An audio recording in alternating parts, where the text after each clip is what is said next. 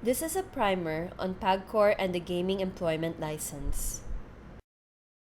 At the end of the session, you will have knowledge of the gaming sector and PAGCOR's regulatory role,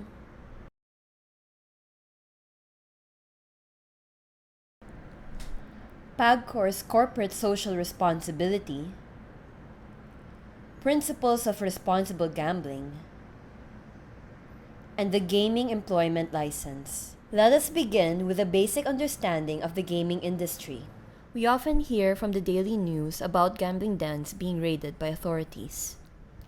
Oftentimes, we read about it from the daily tabloids and broadsheets. But have you ever asked yourselves upon hearing these news, why do authorities raid these gambling dens?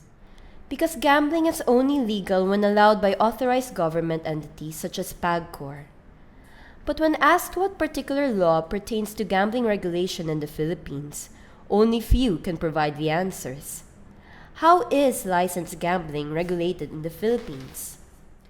There are various laws related to gambling, including the Articles 195 to 199 of the Revised Penal Code, which pertains to the forms of gambling and betting. Presidential Decree 483 related to game fixing.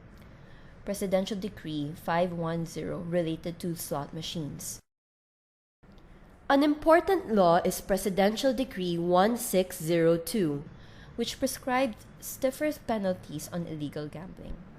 Executive Order 260 was issued on July 25, 1987, amending the provisions of Presidential Decree 1869. Presidential Decree 1869 provided the exception to what would otherwise be considered illegal. PD 1869 is more commonly known as the PAGCOR Charter. This law aims to centralize and integrate the right and authority to operate and conduct games of chance into one corporate entity. In 2007, the PAGCOR Charter was amended through Republic Act No. 9487, extending its life by 25 years to operate and license casinos. PAGCOR has a three-pronged mandate: to regulate and operate gaming, to generate revenues, to promote Philippine tourism. PAGCOR earnings are distributed as follows.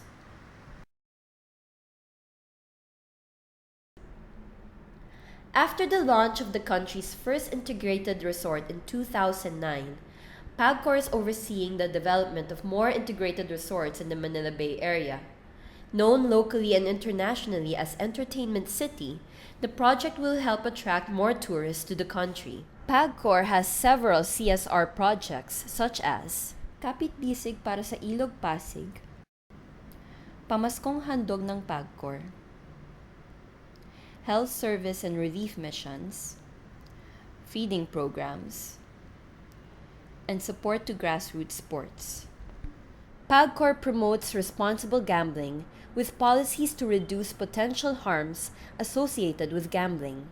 Responsible gambling means understanding the risk, limiting playing time, setting loss limits, and playing for fun.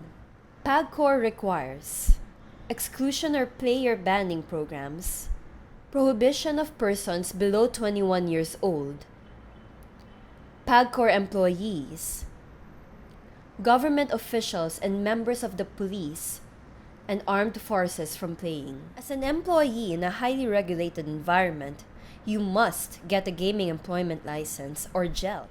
What is a GEL? It allows you the privilege of employment as a gaming employee in the Philippines.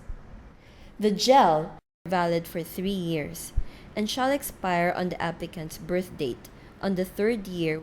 It is your responsibility to renew it 30 days prior to date of expiration. Your application can be denied if you give false information about yourself, if you have been dismissed by a previous employer for just causes, tested positive for prohibited drugs, or if you have a criminal history or association. The Gaming Employment License, or GEL, encourages trust in the industry and gives credibility to gaming employees.